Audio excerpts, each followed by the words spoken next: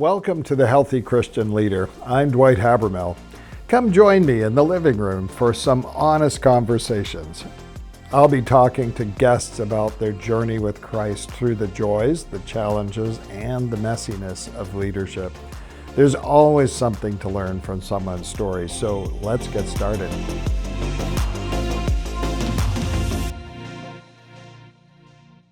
Well, welcome, friends, to the Healthy Christian Leader. I'm Dwight Habermehl, and I have my guest today from beautiful Vancouver, Canada, Tim Dickau.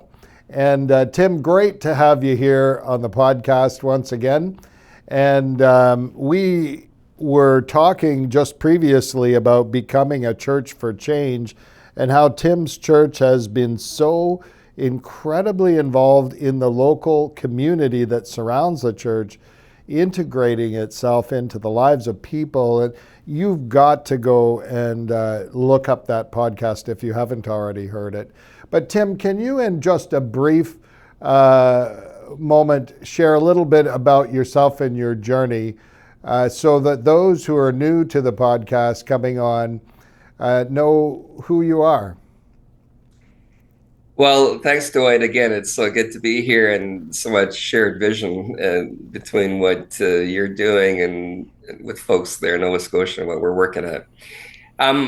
Really, my pastoral life was 30 years, from 26 to 56 years of my life, working at Grandview Church. And it was really the story of a church that was declining, disconnected from its neighborhood, looking at closing, finding a way to help the folks that were there reconnect and rediscover the neighborhood. Mary and I moving into the neighborhood, and then others from the neighborhood starting to come to faith and participate with us in developing a lot of initiatives in the neighborhood in response to the issues that we were discovering. So that included a weekly meal and shelter on Thursday nights, a drop-in center, a social enterprise developer that employed about 35 people, many of them on disability, creating around $250,000 in wages every year for folks that really made a significant difference in their life, to housing and support for refugee claimants called Kinbrace, to community housing that we developed in little hubs around our neighborhood, and then a larger housing project over our parking lot. So those were just some of the ways that we engaged our neighborhood, as well as a performing arts group for kids where they learned the stories of the Bible and told these stories publicly, and then also an urban retreat space that we had. So just a lot of initiatives. And again, when I tell this story, it's always good to remember this was 30 years. It was incremental movement and change. And we formed a culture of mission where people came up with their own ways of participating and initiating that. And so that forming a culture of mission through healthy Christian practices was the long-term direction and trajectory of what we were doing. No, I love it, Tim. It's so amazing because, you know, what I saw was, as you say, a church that was about to close, and in the heart of a city that became missional, intentional, and over a period of time, a prevailing work, a prevailing ministry went and sowed seeds and harvested and not just rebuilt a local church, but created a vibrant ministry that's reaching and transforming, a very important part of Vancouver. Because it's a residential part and it's full of people who God loves. And I'm thrilled. Today we're going to be talking about striving for greater church health. Tim, what is the difference between going to church and being the church? Yeah, I like this phrase because for me, so often our imagination around church is coming together for 2 hours on a Sunday and maybe some other touch point during the week, but really we live our individual lives separate from one another and are doing our own thing during the week. And that vision of church, I feel like, doesn't provide enough of the shared life that the gospel calls us to, especially in a culture of autonomy and individualism. And it doesn't create the collective relational spaces whereby people get it outside beyond the church, get a chance to see what being a follower of Christ is all about. And so in our case, and again, everybody has to work this out in their own context, and it's going to look different in suburbs than it does in an urban space and so forth. And then people in suburbs sometimes ask me how do I translate this way of being the church into suburbs? And I say that's for you to figure out. I don't live in a suburb, so but obviously it's differences. But in our case, we lived in an urban neighborhood that was a neighborhood, and we began to realize that if we were going to impact this neighborhood, the best way to do that for us would be to actually living and be present in the neighborhood and involved in it. And so as people became Christians, they came mostly from the neighborhood. We encouraged people who were moving to Vancouver to move into the neighborhood. And even some people who became part of the church and lived elsewhere moved into the neighborhood and moved in close proximity to other people from the church to develop a very local shared life together. And then that allowed us to develop relationships on city blocks that were transformative. Just a few stories here. So there was a couple that moved here. They ended up living next door to another couple from the church. Across the street was a young couple, both professors at a university. Their parents were in Toronto. They had their first baby, and they were in a bit of a crisis situation trying to navigate everything that they were doing. And they were out on the street, and they just said, "Can you help us? We're just stuck. We need some diapers and whatnot. We can't get away from the house." And the folks from our church helped them. That developed a relationship back and forth. The parents moved here from Toronto, became part of our church. This couple was regularly involved in the church and had many conversations about the gospel with them. And that it was kind of a typical story of how people got connected by being the church in the neighborhood rather than just going to church. And that vision of a deeper shared life and a deeper connection with our neighbors that we're inviting them into this shared life is one that I feel like offers a way for the church to bear fruit in a secular culture. Oh, that's incredible. And Tim, what role does confession play Yeah, in church health? this is a very good question, because mostly in these two podcasts, I've told you all the good stories so far. We've got plenty of, I say we're like family. We look good in pictures, but the family situation is a little different sometimes when you get into the heart of what's going on in our bigger families. And You so, mean to tell me it wasn't all a cakewalk? oh man, let me tell you, that would be a whole other podcast. Confession became a pathway whereby we could deal with problems between us and problems within us.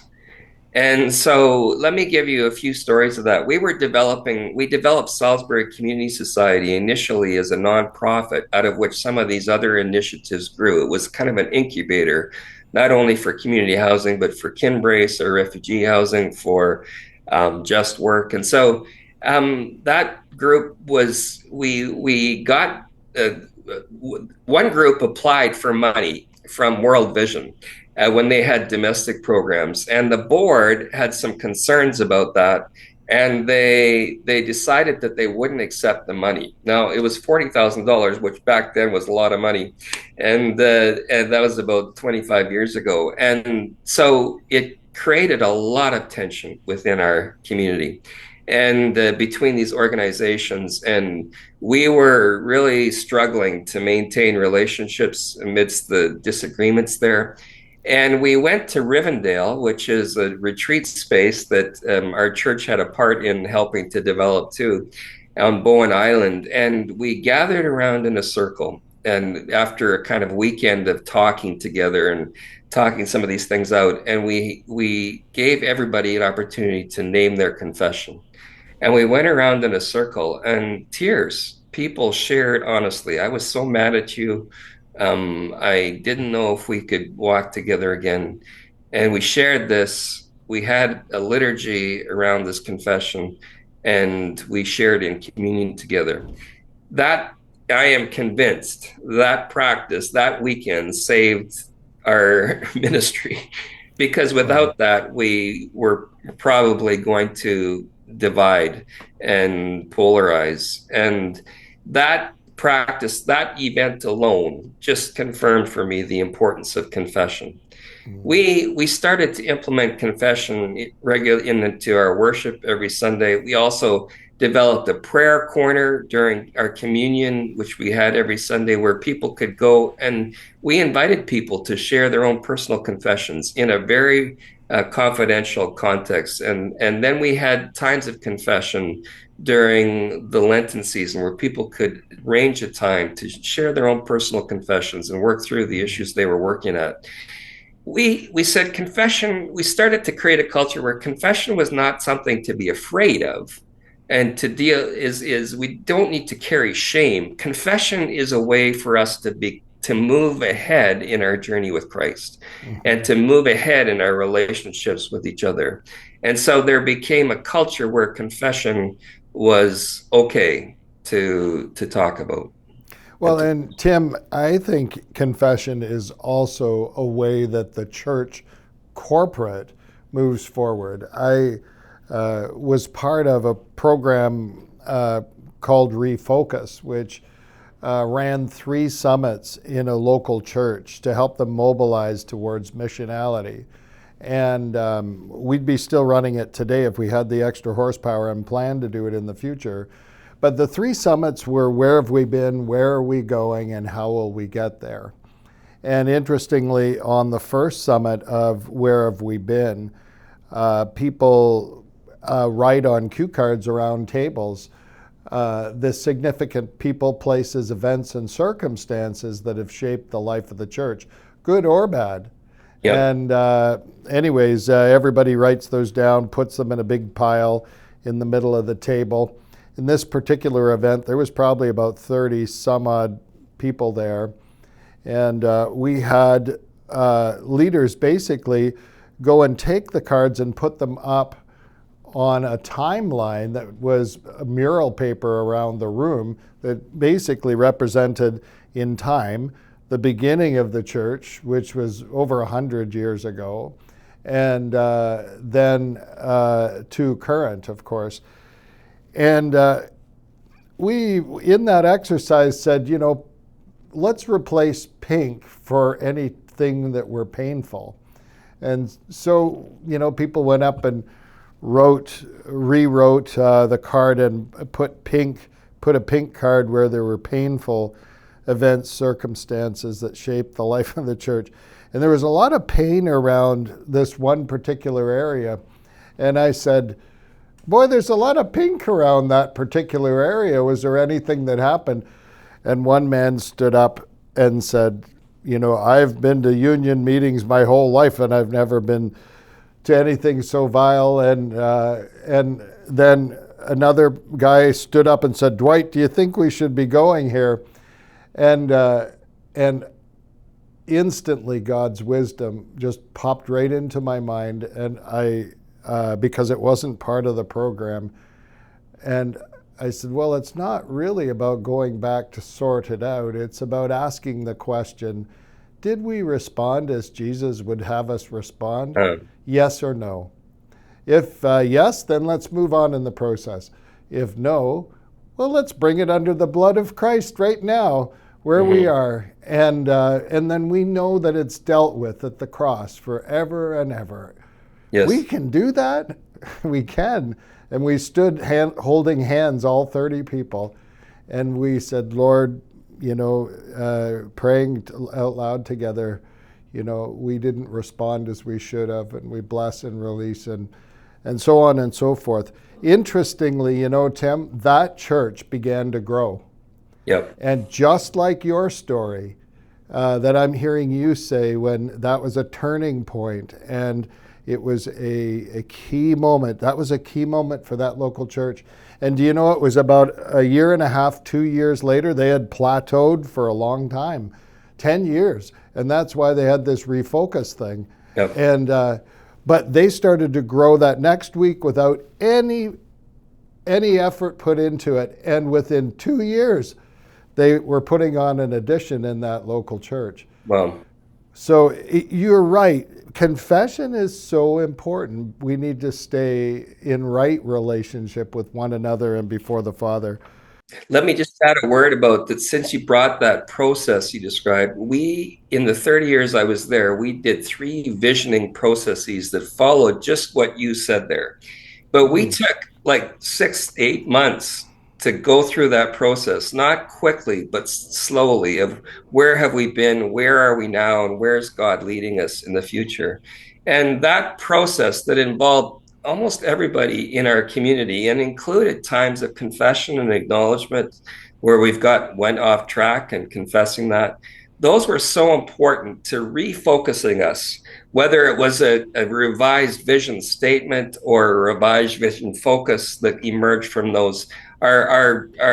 The second one of those is where we got the vision and committed to the vision of developing housing over our parking lot. And so that those Wow. processes of visioning are so important. And so often I think churches make the mistake of sending like a council away and come back with a vision statement rather than to believe that the whole body of Christ, the priesthood of all believers, is important to us discerning our vision together as a community.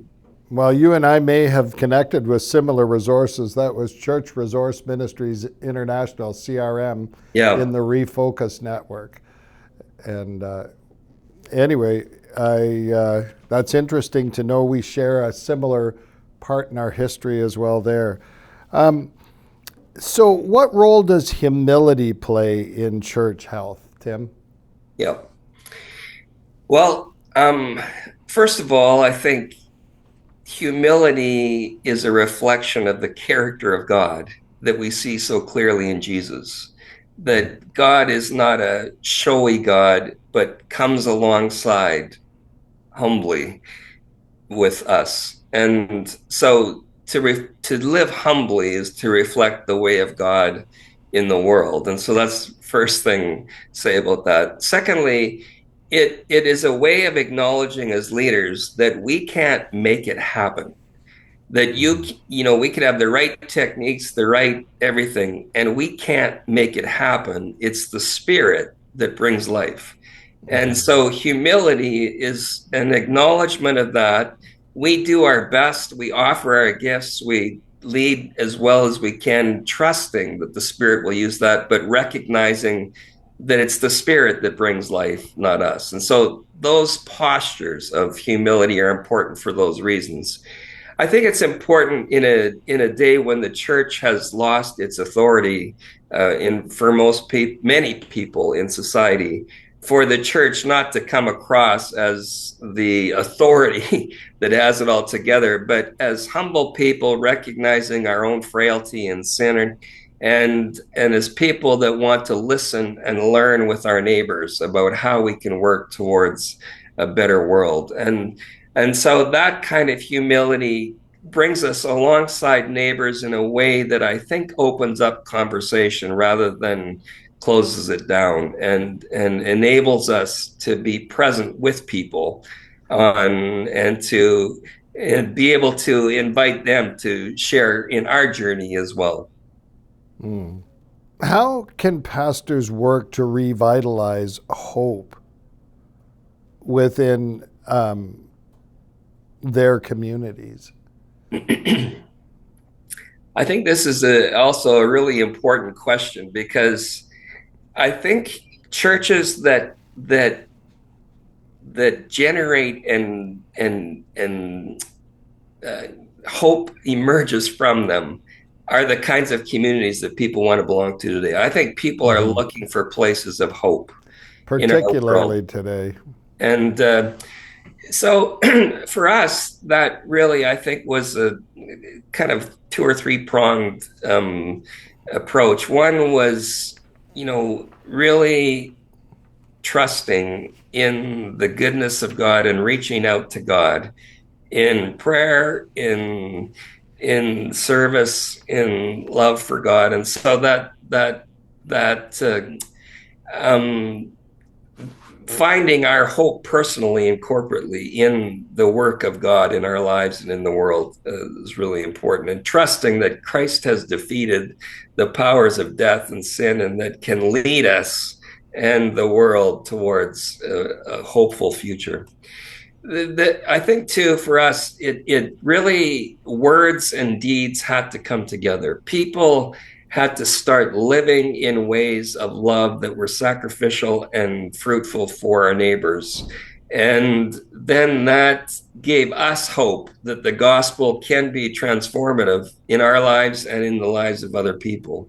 And so this dual movement of word and deed together are so important, again, in a secular age where the people are suspicious of the church. I was at an event yesterday. One of the networks that I'm developing now in my new work is churches and agencies that are working with schools and helping with poverty in schools. And we have a few organizations in Vancouver area doing phenomenal work. They told us that 10 years ago, they had trouble getting into the schools because they were worried about these groups proselytizing kids and so forth. And these groups, along with the churches they partnered with, had to learn how to be present in schools. And they have learned how to be present. Not that they don't invite kids and families to other things they're doing, but in the schools, they offer food, support, services, tutoring, other ways that they're serving these folks.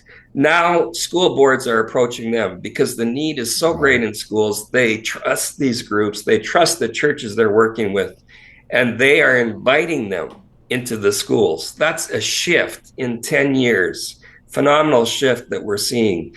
And again, when we can provide that concrete hope for families and children that are facing food insecurity in schools, for example, what that brings hope to the schools. That gives them hope for the church.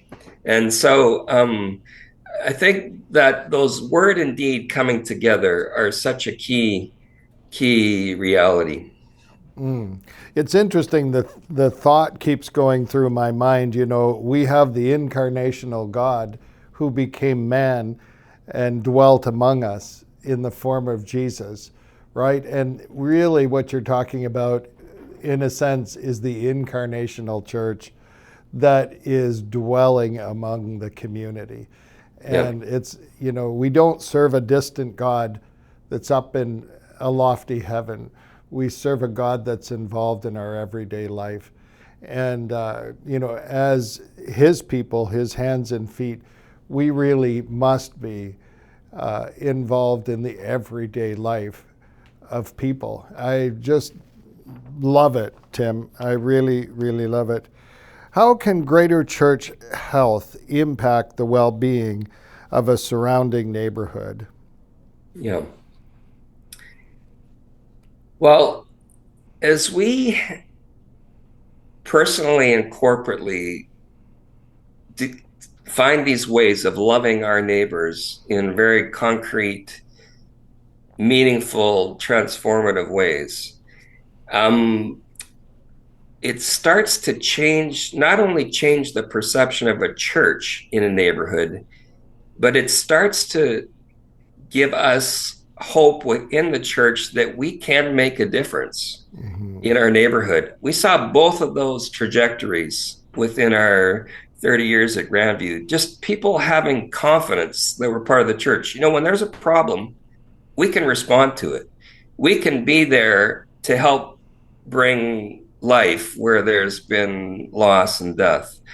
And so it gave us confidence, but it also changed the perception of our neighbors of our church. Just a couple stories there. One was a neighbor who has done a great job. Wasn't part of our church, but was did a great job of loving her neighbors very locally. And they decided to sponsor a refugee family. And there was a number of people in her very local block there of neighbors that were part of this. And she approached our church and said, "Can you partner with us?" We said, "Sure, we'll do that." And these neighbors were very suspicious of us. Baptist church, they had stereotypes of who we were and so forth. And they started to look at all the things we were involved in. And then they started to meet the group of people that were liaising with them and becoming part of that group and welcoming the refugees.